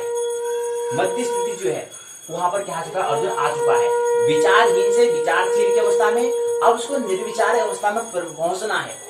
तो वहां पर उसको पहुंचने के लिए हम अर्जुन उसको हम कहते हैं। क्या कहते हैं, अर्जुन उसको हम कहते हैं। तो अर्जुन मतलब होता है अरिजु, जो सीधा, और मतलब क्या हो, रिजु में होता है सीधा, और अरिजु में होता है जो सीधा न हुआ था, टेढ़ा बेढ़ा जो हो, उसको हम क्या कहते हैं। ऐसा मतलब अर्जुन का मन क्या है, विचलित हो रहा है, बेचैन है, कैसे वो निर्विचार, कैसे मैं शांत मन को प्राप्त करूं, वो इसकी क्या है, इसकी बेचैनी इसके मन में है। अर्थात अरिजु सीधी नहीं है इसकी, अरिजु मतलब टेढ़ी मेढ़ी हो रही है, मतलब मन में क्या है, निरंतर बेचैनी हो रही है, कैसे विकास को प्राप्त करूं, कैसे आनंद महोत्सव प्राप्त करूं। आनंद महोत्सव, आनंद उसके अंदर है, आत्मा पूरा वो आनंद महोत्सव पूरा जीवन जी सकता है, लेकिन मन की चिकित्सा नहीं हो पा रही है। तो मन की चिकित्सा उसे होनी है, तो इसलिए उसका नाम अर्जुन हम कहते हैं। कृष्ण रिजु है। कृष्ण क्या है, विचारशील से विचारहीन से विचारशील, विचारशील से विचार निर्विचार में वो पहुंच चुके हैं, तो इसलिए क्या है, कृष्ण को हम रिजु कहते हैं। तो अरिजु और रिजु, आपने नाम सुना, गणित में आपने रिजु और अरिजु रेखा के बारे में सुना होगा। तो उसी रेखाओं के माध्यम से अर्जुन और कृष्ण और यहाँ पर जो चलित चक्र निर्माण है उसको समझ सकते हैं। जो हमने बातें सुनी होंगी उन बातों को हमें चिंतन, कल हमने बात किया था कि पहले हमें क्या करना है, कोई विचार हमें क्या करना है, सुनना है, जो हमारी स्मृति है, पहले वहां पर हमें उस बातों को रखना है। उसके बाद उसमें क्या करना है, चिंतन करना है, विचार करना है, प्रश्न करना है। उसके बाद क्या करना है, वो तब जाकर हमें समझ प्राप्त होती है। 3 चरण होते हैं, कल हमने बात की थी, यहाँ पर शिक्षण की मैंने बात की थी। तो 3 चरण हमें से गुजरना होता है। कोई सूचना दे रहा है, जानकारी को क्या करना है, पहले मेमोरी में, स्मृति में रखना है, धरना है, धारण करना है। और धारण करने का नाम क्या है, जो धारण जिसको करता है वही धर्म है। और जो मन में धारण कर रहे हैं, तो इसलिए मन अर्थात धर्म का प्रतीक है, इसलिए धारण करने योग्य जो है उसको धर्म कहते हैं। और धर्म में क्या है, मन, ये बात समझिए। तो धारण करने योग्य जीवन जो धर रहे हैं, उसको धर क्यों रहे हैं, ताकि उसमें कुछ चिंतन, कुछ विचार, ताकि उसको समझ हम बना सकें, इसलिए इसको धर रहे हैं। अगर खाली धरते जा रहे हैं तो मतलब फिर एक फिजूल की बात है, व्यर्थ की बात है, व्यर्थ का क्या हो जाएगा, श्रम हो जाएगा। वो धरना इसलिए है ताकि उसको कुछ चिंतन करें, खाली समय में हम चिंतन करें, विचार करें, ताकि निर्विचार अवस्था में पहुंचे, ताकि हम निर्वाण में, मोक्ष में जो कहते हैं अंतिम स्थिति, वहां पर हम पहुंचे। नहीं तो रखने से, धरने से उस काम हल होने वाला नहीं है। जिसमें खाली वक्त है उसमें अपने आप का अवलोकन परखना है, उस विचार को चिंतन करना है। धरना तब क्या होगा, सार्थक होगा, नहीं तो निरर्थक होगा। ये स्मरण रहना चाहिए। तो हमने कहा कि अर्जुन मतलब क्या होता है, अरिजु होता है, कृष्ण मतलब होता है रिजु होता है। तो 7 चक्र भी होते हैं ऊर्जा के, हमारे क्या है स्तर के हिसाब से हमारे जो ऊर्जा है वो भी क्या है वर्तुल में घूमती है। और दूसरा गति वलय अर्थात चलित मतलब चक्र मतलब क्या होता है, 7 चक्र होते हैं। कौन कौन से चक्र होते हैं वो बाद में बात करेंगे, क्योंकि ज्योतिष उसके बिना पूर्ण होगा नहीं। तो 7 चक्र कौन कौन से इसके बारे में बात करेंगे आगे आने वाले पाठशालाओं में। गति वलय वृत्ति होती है, मतलब जो भी हमारा गति करते हैं वो क्या होती है, सर्कल में, वर्तुल में, क्या होती है, वर्तुल वलय में, वृत्त में होती है, वृत्ति होती है अर्थात चक्र में होती है चलनी गति। तो हमने बताया कि गति जो 2 प्रकार से हो सकती है, एक क्या हो सकती है रिजु में, एक अरिजु में। एक सीधी हो सकती है, एक टेढ़ी मेढ़ी हो सकती है। अब टेढ़ी मेढ़ी में हो सकता है वो वृत्ति हो, कुछ टेढ़ा बाड़ा होगा, मतलब टेढ़ा मेढ़ा होगा, लेकिन टेढ़े मेढ़े के अंतर्गत क्या है वृत्ति, और जो वृत्तीय गति है वो टेढ़े मेढ़े के अंतर्गत ही आता है। तो पूरी जीवन जो हमारे जो हम सूर्य, चंद्रमा, पृथ्वी, अन्य आकाशीय पिंड कोई भी है वो क्या करते हैं, रिजु अरिजु गति करते हैं, अर्थात सीधी रेखा में गति नहीं करते हैं, वो क्या करते हैं टेढ़े मेढ़े करते हैं, अर्थात वृत्तीय गति, अर्थात क्या करते हैं सर्कल में, वलय में क्या करते हैं गति करते हैं। और हम जो मंदिर में परिक्रमा करते हैं उसी का ही प्रतीक है। पूरी हमने कहा था जो भी हम कर्म करते हैं वो भी कैसा प्रतिफलन आता है, तो पूरा वृत्तीय सर्कल पूरा बनता है। तो कुछ संकेत हमें समझे। तो यहाँ से हमें एक प्रश्न बनता है कि इससे क्या संकेत मिलता है कि सभी आकाशीय पिंड, हम मंदिर में जाते हैं वहां भी परिक्रमा करते हैं, वो गोल क्यों घूमते हैं, तो इससे हम क्या, सूर्य, चंद्रमा, पृथ्वी, ये सभी आकाश पिंड ये गोल में ही क्यों घूमते हैं, इससे हम ये जो हमें प्रश्न पूछा है, इस संकेत मिलता है, इस संकेत से हम क्या समझते हैं, इससे हम क्या समझे, इसलिए प्रश्न यहाँ पर दिए, प्रश्नवाचक चिन्ह हमने यहाँ बनाया है। सोचो, चिंतन करो, आगे क्या दिखाता है, क्या शो करता है, क्या हमें संकेत देता है, क्या हमें सिग्नल मिलता है इससे। इसी क्रम में चलित जो है ग्रहों की स्थिति क्या है, चलायमान है, निरंतर जो आकाशीय पिंड जो है वो क्या है निरंतर क्या है गतिशील में है, चल रहे हैं क्या है, और वो भी चल कैसे रहे हैं, गति तो कर रहे हैं, लेकिन कैसे कर रहे हैं, वलय में, मतलब वृत्तीय गति कर रहे हैं, अर्थात क्या कर रहे हैं, टेढ़ी मेढ़ी गति कर रहे हैं, अर्थात टेढ़ी मेढ़ी के अंतर्गत कहने का मतलब है वृत्तीय गति वो कर रहे हैं। तो ये हमने चलित चक्र हमने समझा चलित निर्माण। तो चलित निर्माण मतलब क्या होता है, अब यहाँ पर आपने समझा होगा, चलित मतलब होता है ग्रहों की स्थिति चलना, ग्रह जो है वो चल रहे हैं। उसके बाद आता है निर्माण, हमने कहा ना जन्म कुंडली का निर्माण करना है, तो निर्माण करने के लिए हमें क्या करना है, जो निर्माण की बात कर रहा है अर्थात विज्ञान की अर्थात प्रकृति की बात कर रहा है, जो निर्माण की बात करेगा, निर्माण होता है अध्यात्म का जन्म, अध्यात्म के जन्म की, अध्यात्म की जो यात्रा जो होती है उसका नाम है निर्माण, और जो निर्माण कर रहा है वो होता है विज्ञान की ओर यात्रा। विज्ञान की ओर यात्रा करेंगे तो वहां पर हमें निर्माण करना पड़ेगा, और अध्यात्म की ओर यात्रा करने को वहां निर्वाण करना पड़ेगा। निर्वाण और निर्माण में इति अंतर है, निर्माण विज्ञान का प्रतीक है और निर्वाण अध्यात्म का, अर्थात निर्माण जो है वो क्या है प्रकृति का प्रतीक है, निर्वाण क्या है ब्रह्म का प्रतीक है। ये बात समझना चाहिए, ये बात हमें स्मरण रहेगी। और दूसरा चक्र पहिया हम कह रहे हैं, अब जो हम गाड़ी चलते हैं उसके पहिए गोल ही क्यों घूमते हैं, इस तरह से हम क्या करते हैं प्रश्न कर सकते हैं, ये गोल ही क्यों घूमता है, ये जो पहिया है गोल ही क्यों घूमता है, इस तरह प्रश्न हमें करना चाहिए। चलित कुंडली मतलब होता है, चलित कुंडली ही क्या है भाव कुंडली है, और यहाँ पर हमने 2 चक्र यहाँ पर जन्मांक चक्र हमने यहाँ पर दिखाए हुए, एक हमने यहाँ पर राशि को दिखाया, एक हमने भाव को दिखाया है। यहाँ पर जो हरी पेन से हमने दिखाया है, जिसको हमने काले पेन से यहाँ पर अक्षर लिखे हैं, ये राशि को दिखाते हैं, 5वीं 6वीं 7वीं 8वीं 9वीं 10वीं 11वीं 12वीं 1 2 3 ये क्या है राशि को दिखा रहे हैं। और यहाँ पर जो लाल पेन से हमने दिखाया है, इसके अंदर हमने जो है नीले पेन से जो दिखाया है वो क्या है, वहां पर हमारी भाव को दिखा रहा है। तो पहला भाव, दूसरा, तीसरा, चौथा, 5वां, 6वां, 7वां, 8वां, 9वां, 10वां, 11वां, 12वां भाव हमेशा क्या होते हैं स्थिर होते हैं, मतलब ये खाने ऐसे ही रहेंगे, लेकिन राशि के लिए यहाँ पर निरंतर परिवर्तन होता रहेगा, इसलिए भाव क्या होंगे हमेशा फिक्स रहते हैं। बस ये है भाव, पहला भाव है तो पहला भाव कहते हैं, इसलिए पहले भाव को हम लग्न कहते हैं।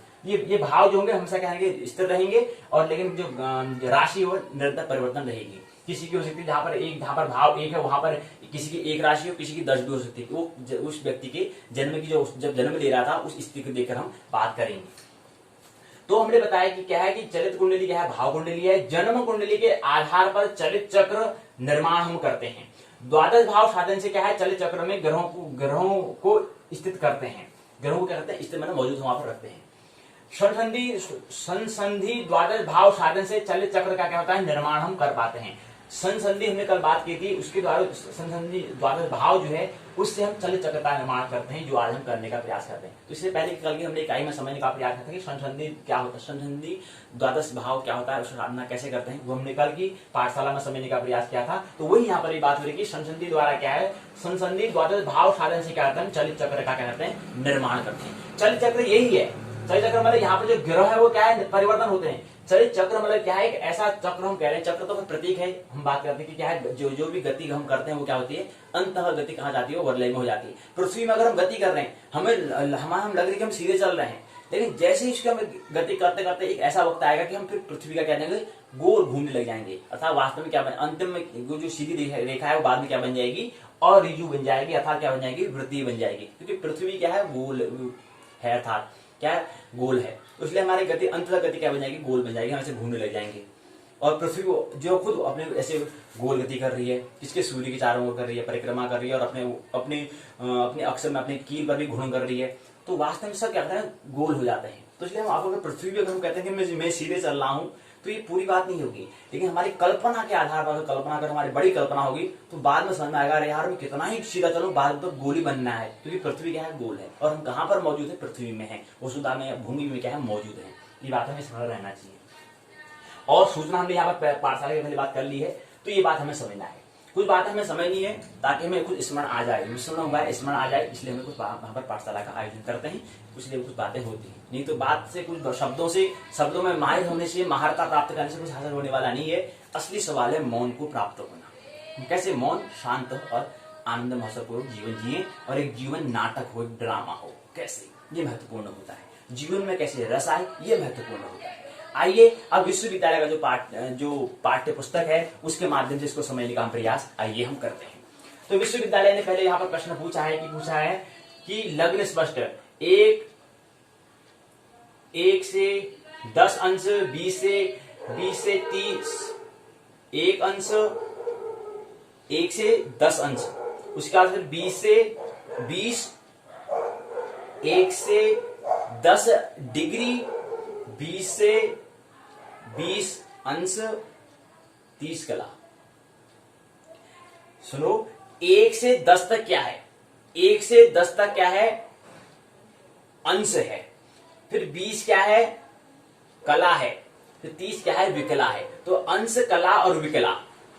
थोड़ा यहाँ प्रश्न लिखने का ढंग थोड़ा सही नहीं है, क्योंकि समझ में बात नहीं आ रही है। तो वो लिखा ऐसा है कि 1 से 10 तक क्या है, अंश है, फिर 20 कला है, फिर 30 विकला है। दशम लग्न स्पष्ट क्या है, 10, 20, 30, 10 से 10, 20, 10 से 10, 10 से 20, 20 से 30। द्वादश भाव साधन, द्वादश भाव संधि सहित स्पष्ट करो, चक्र निर्माण कीजिए। स्पष्ट करते हुए क्या करना है, चक्र का हमें निर्माण करना है। ये प्रश्न पूछा है, बड़ा प्रश्न पूछा है, 20 अंक का पूछा है, बड़ा। 2 प्रश्न पूछते हैं, लघु और दीर्घ। तो प्रश्न पूछा है कि 1 से 10 अंश, 20 कला, 30 विकला। दशम लग्न स्पष्ट, 10 से 10, 10 से 20, 20 से 30 द्वादश भाव संधि सहित स्पष्ट करते हुए चक्र का निर्माण करें। ये प्रश्न पूछा है। दूसरा प्रश्न छोटा वाला पूछा है, कल्पित द्वादश भाव तथा घेरा स्पष्ट द्वारा चलित चक्र का निर्माण कीजिए। आइए इकाई में प्रवेश करें। तो 2 प्रश्न पूछे गए थे, इसको मैं लिया है कि कैसे प्रश्न पूछा जाता है। अब आइए इकाई में प्रवेश करें। इकाई 5 है, चलित चक्र निर्माण। रूपरेखा है, प्रस्तावना, उद्देश्य, लग्न परिचय, लग्न साधन, जन्मांक चक्र का निर्माण। सारांश, पदवी, शब्दावली, अभ्यास प्रश्न, ग्रंथ सूची, पाठ्य सामग्री, निबंधात्मक प्रश्न यहाँ पर पूछे गए हैं। इसी क्रम में आगे क्या था, कहते हैं कि 5वीं इकाई चतुर्थ खंडी के अंतर्गत 5वीं इकाई है, जिसका नाम है चलित चक्र निर्माण। विश्वविद्यालय ने दिया है। जन्म कुंडली के अनुसार ही चलित चक्र का क्या हम निर्माण करते हैं। द्वादश भाव साधन के अनुसार हम चलित चक्र में ग्रहों को क्या होता है, स्थित हम करते हैं, मतलब वहां पर रखते हैं। कुंडली निर्माण प्रक्रिया में चलित चक्र एक महत्वपूर्ण हिस्सा है। संसंधि द्वादश भाव के आधार पर हम चलित चक्र का क्या कहते हैं, निर्माण कर पाते हैं। यहाँ पर हम चलित चक्र निर्माण को समझने का क्या करेंगे, प्रयास यहाँ पर हम करेंगे। उद्देश्य है, चलित चक्र क्या है, चलित चक्र का साधन कैसे करते हैं, चलित चक्र के कितने प्रकार होते हैं, कुंडली में चलित चक्र का क्या उपयोग है, चलित चक्र का गणितीय पक्ष क्या है, ये समझने का प्रयास उद्देश्य हम समझते हैं। तीसरी बात है, चलित चक्र परिचय क्या है। संसंधि द्वादश भावों के स्पष्ट राशियादि व ग्रहों के स्पष्ट राशियादि की तुलना करके चलित या भाव कुंडली का निर्माण किया जाता है। ये जो चलित कुंडली है वही भाव कुंडली है। अर्थात हम चलित चक्र का निर्माण की हम अगर बात कर रहे हैं तो कुल मिला के चलित चक्र मतलब होता है भाव कुंडली। चलित चक्र मतलब होता है भाव चक्र की हम बात करते हैं, और चक्र मतलब होता है कुंडली। एक विषय ध्यान देना चाहिए, हम देखिए कि सांप कुंडली मारकर बैठा है, ऐसे हमारे ऊर्जा जो चक्र है वहां पे कुंडली, हम कहते हैं कुंडली जाग रही है। कुंडली का जागरण कैसे होता है, कुंडली जाग रही है मतलब कुंडली जागी हम कहते हैं ना, तो वो वैसे कहते हैं कुंडली मतलब होता है चक्र, मतलब जो भी हमारी जो ऊर्जा है वो कैसे हो चुकी है, एक वलय में बन चुकी है। जैसे सांप कुंडली मारता है ना, ऐसी हमारी ऊर्जा भी क्या होती है, कुंडली रूप में होती है। तो चक्र मतलब होता है कुंडली, ये शब्द है, किसी हम चक्र कहें या कुंडली कहें बात एक ही है, एक दूसरे के पर्यायवाची है। चक्र इसलिए हमने 7 चक्र हमने कहा था, 7 शरीर होते हैं, 7 चक्र होते हैं। चक्र मतलब कुंडली, मतलब क्या उसका ऊर्जा का कैसा रूप है, ऊर्जा का प्रकार कैसे, ऊर्जा वृत्त में घूम रही है, सीधी नहीं घूम रही है ऊर्जा क्या है, वलय में घूम रही है अर्थात कुंडली में है। तो इसलिए इसका नाम हमें कहते हैं जन्म कुंडली कहा। आप इस पुस्तक का नाम दिया है विश्वविद्यालय, आप पुस्तक का नाम अब समझ में आ रहा होगा कि जन्म कुंडली अर्थात कुंडली का मतलब क्या होता है, मतलब जन्म चक्र का हमें निर्माण करना था, जन्म कुंडली का हमें निर्माण हमें करना है। तो ऐसे हमारे वहां पर कुछ संकेत समझे, कुंडली का मतलब होता है चक्र। तो यहाँ पर हमने कहा था चलित चक्र का मतलब होता है भाव चक्र, और चक्र का मतलब होता है, आपने देखा होगा सुदर्शन चक्र, आपने नाम सुना होगा। कृष्ण का जो हम कृष्ण धारण करते हैं उसको सुदर्शन चक्र हम कहते हैं। तो ऐसा चक्र जो सुदर्शन कराते हैं, मतलब उसका भी क्या करता है, जो दर्शन कराते हैं, इसलिए उसको सुदर्शन चक्र कहते हैं। कृष्ण जो यंत्र है, कृष्ण का जो महत्वपूर्ण यंत्र है सुदर्शन चक्र है, उसको हम क्या कहते हैं, चक्र नहीं कहते हैं, सुदर्शन चक्र कहते हैं। उसका नाम क्या है, सुदर्शन, जो दर्शन करा दे ब्रह्म का, वो क्या है, सुदर्शन है। सुदर्शन करा दे, दर्शन तो कराएगा लेकिन सुदर्शन मतलब जो ब्रह्म का भी दर्शन करा दे, वो क्या है, सुदर्शन है। तो चक्र का मतलब होता है यहाँ पर कुंडली से मतलब है। तो चलित चक्र मतलब अर्थात भाव कुंडली, भाव चक्र अर्थात भाव कुंडली। तो चलित कुंडली अर्थात भाव कुंडली की हम बात यहाँ पर कर रहे हैं। और भाव हमने कहा कि हमेशा क्या होते हैं, स्थिर होते हैं, कोई 1 2 3, पहला भाव, दूसरा भाव, तीसरा, चौथा भाव, 5वां, छठा भाव, 7वां, 8वां, 9वां, 10वां, 11वां, 12वां, ये भाव है। तो इसका कैसे निर्माण करना है, हम केवल भाव अर्थात हम अभी यहाँ पर हमने कहा ये जन्म कुंडली का एक हिस्सा क्या है, वह है भाव कुंडली अर्थात भाव चक्र, मतलब चलित चक्र अर्थात भाव चक्र है जन्म कुंडली के हिस्से। तो ये खाने बने हैं तो ये भी क्या है, चक्री तो है। तो कैसे इसको निर्माण करना है, वो यहाँ पर निर्माण करने का प्रयास हम कर रहे हैं। ये भी निर्माण होगा तब जाकर हम जन्म कुंडली के अंतर्गत हमें क्या आएगा, भाव कुंडली हम खुद मिल जाती है।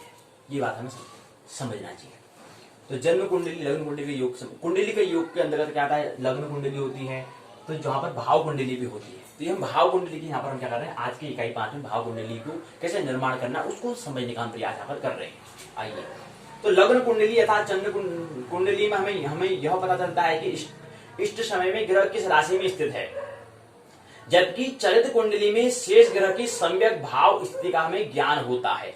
कुंडली के भाग होते हैं, एक कुंडली को लग्न अर्थात चंद्र कुंडली कहते हैं या जन्म कुंडली कहते हैं। इससे केवल हमें इष्ट समय में ग्रह किस राशि में स्थित था ये पता चलता है। जब मैंने बताया कि यहाँ पर 5वां ग्रह है, कौन सा, सूर्य ग्रह है, लग्न के बारे में पता, लग्न या जन्म कुंडली में ये पता चलता है। लेकिन भाव कुंडली अर्थात चलित चक्र में, अर्थात जो भाव कुंडली है, जो चलित चक्र, जो भाव चक्र है, जो भाव कुंडली है, उसमें हमें क्या चलता है, उसमें शेष ग्रह की सम्यक और ग्रहों के बारे में हमें क्या चलता है, पता चलता है, सम्यक पता चलता है। तो इसलिए हमें चलित का मतलब होता है ग्रहों की स्थिति के चलने की हम यहाँ पर बात कर रहे हैं। इसलिए जो चलित चक्र हमने कहा, यहाँ पर ग्रहों के, अन्य ग्रहों की स्थिति की बारे में क्या चलता है, सम्यक में, ठीक विशेष स्थिति में पता चलती है। वो कहाँ पर पता चलेगी, उसके लिए हमें भाव कुंडली को हमें समझना पड़ेगा। चलित चक्र को अर्थात क्या है, भाव चक्र को अर्थात भाव कुंडली को अर्थात चलित कुंडली को हमें समझना पड़ेगा। वो हमें निर्माण कैसे करते हैं उसको मैं आज की पाठशाला में, आज के पाठशाला के पाठ्यक्रम में समझने का प्रयास कर रहे हैं, भाग 2 में ये चीज है। तो चलित कहने का मतलब होता है चलने का मतलब होता है, इसमें ग्रह की स्थिति चलायमान है, निरंतर क्या है, चलायमान है और खिसक सकती है। चलित चक्र कहना सार्थक है, तो इसलिए उसको हम क्या कहेंगे, चलित चक्र हम कहते हैं, क्योंकि यहाँ पर निरंतर गति, क्योंकि ग्रह जो है, उपग्रह जो है या नक्षत्र जो भी तारे जो क्या निरंतर गति कर रहे हैं, तो इसलिए उनकी स्थिति एक जगह नहीं हो सकती, तो इसलिए निरंतर परिवर्तन होता रहेगा। तो इसलिए इसको हम क्या करना, इसलिए हम क्या कहेंगे, इसको चलित चक्र ही कहेंगे। चलित मतलब चलायमान जो है, इसलिए हमको चलायमान हम कहेंगे। तो भाव कुंडली इसलिए क्या होती है, भाव में वहां पर क्या होते हैं, ग्रह जो है निरंतर चलते रहते हैं, ये हमें समझना चाहिए। चलित कुंडली वास्तव में भाव कुंडली ये हमें समझना चाहिए। ये चलित चक्र जो है यहाँ पर बनाकर हमें दिखाया गया है, यहाँ पर ग्रह कैसे परिवर्तन हो रहे हैं यहाँ पर हमें समझाने का प्रयास किया है। भाव और विवेक के नियम के बारे में यहाँ पर बताया है। इसी क्रम में प्रश्न पूछा है कि प्रश्न क्या है, एक प्रश्न पहले समझे। तो ग्रह स्पष्ट चक्र लिखते समय यदि अवसर हो तो ग्रहों के नक्षत्र सरणी भी लिख देना चाहिए, किंतु ग्रहों की वक्री मार्गी स्थिति तथा उदयास्त अवश्य लिखना चाहिए। प्रश्न है चलित चक्र से मतलब क्या है। दूसरा प्रश्न है चलित कुंडली को भी कहा जाता है। चलित कुंडली के निर्माण का आधार है। खगानाम से मतलब है चलित कुंडली में ग्रहों की स्थिति होती है, ये प्रश्न पूछे हैं। कुछ सारांश से कुछ बात बताइए कि चलित कुंडली वास्तव में भाव कुंडली होती है। इसमें जन्म लग्नवत राशि सूचक अंक लिखते हैं। लिखने के बजाय केवल 1, 2, 3 आदि भाव सूचक रोमन अंक या प्रथम द्वितीय तृतीय भाव सूचक आद्य अक्षर लिखना ठीक रहेगा। तो इसलिए उससे हमें समझ में आ जाएगी कि क्या है चलित चक्र, क्या है चलित चक्र मतलब भाव कुंडली है, ये हमें समझ में आ जाएगा। तो यहाँ पर कुछ परिभाषा शब्दावली दी हुई है, प्रश्न के उत्तर दिए हैं, संदर्भ ग्रंथ सूची यहाँ पर दी हुई है। पाठ्य सामग्री के बारे में कुछ बड़ा प्रश्न पूछे हैं, 2 प्रश्न पूछे हैं। बड़ा प्रश्न है, निबंधात्मक प्रश्न पूछा है, चलित चक्र से आप क्या समझते हैं स्पष्ट करो, चलित चक्र का साधन कीजिए। तो ये बात यहाँ पर दी है। तो यहीं पर क्या है खंड जो चौथा है वो पूर्ण होता है और इकाई क्या है 5वीं पूर्ण होती है। अब खंड 5वीं जो हम कल की पाठशाला में दशा साधन के बारे में, इसके अंतर्गत 3 इकाइयां हैं, उसको समझने का प्रयास करेंगे 2 पाठशाला में। 2 दिन में इसको 2 दिवस में करेंगे। 2 दिवस में 2 दिवस कहते हैं, दिन मतलब होता है दिन और रात होता है, दिन रात के योग को हम दिवस कहते हैं। तो 2 दिवस में इसको क्या समझने का प्रयास हम करेंगे। खंड 5 को दशा साधन 3 इकाई को समझने का प्रयास करेंगे। पहले दिन 2 इकाई, फिर उसके दिन बीच में 21 अक्टूबर को हम यहाँ पर कुंडली जो हम कहे हैं जन्म कुंडली निर्माण कर रहे हैं उसको और समझने का प्रयास उदाहरण के माध्यम से समझेंगे। उस दिन हम केवल कोई इकाई पर बात नहीं करेंगे, उस दिन हम केवल जो हमारे किसी जन्म कुंडली को लेंगे उसको हमें कितना देखना आता है, कितना निर्माण, कितना हम सीख पाए उसको हम यहाँ पर बात करेंगे। 21 अक्टूबर को 22 को क्या करेंगे, फिर इसका जो तीसरा इकाई है उसको समझने का प्रयास कर लेंगे। हमारा खंड 5वां वो पूर्ण हो जाएगा और फिर उसके बाद हमारा क्या हो जाएगा ज्योतिष जो है, ज्योतिष का पहला प्रश्न पत्र द्वितीय प्रश्न पत्र दोनों क्या हो जाएंगे पूर्ण हो जाएंगे। उसके बाद फिर हम क्या करेंगे संस्कृत विषय में, जो संस्कृत विषय जो है उसकी ओर हम प्रवेश करेंगे। उसके बाद अंतिम 30 अक्टूबर को हम यहाँ पर एक परीक्षा का आयोजन करना है, वो स्मरण रहना चाहिए। वहां पर क्या करेंगे परीक्षा का आयोजन करेंगे। पहला प्रश्न पत्र ब्रह्मांड एवं काल, दूसरा प्रश्न पत्र क्या है जन्म कुंडली निर्माण, दोनों का क्या होगा यहाँ पर परीक्षा का आयोजन होगा। कैसे उसको हम प्रश्न है उसको कैसे हमें हल करना होता है ये हम समझने का प्रयास क्या करेंगे 31 अक्टूबर 2020 को करेंगे। मेरी बातों को मानने की आवश्यकता नहीं है, जानने की आवश्यकता है, प्रश्न करने की आवश्यकता है। मेरी बातों को प्रेम पूर्वक शांति पूर्वक सुना, बहुत बहुत अनुग्रहित हूँ। अंत में सबके भीतर बैठे हुए परमात्मा को प्रणाम करता हूँ, मेरा प्रणाम स्वीकार करें।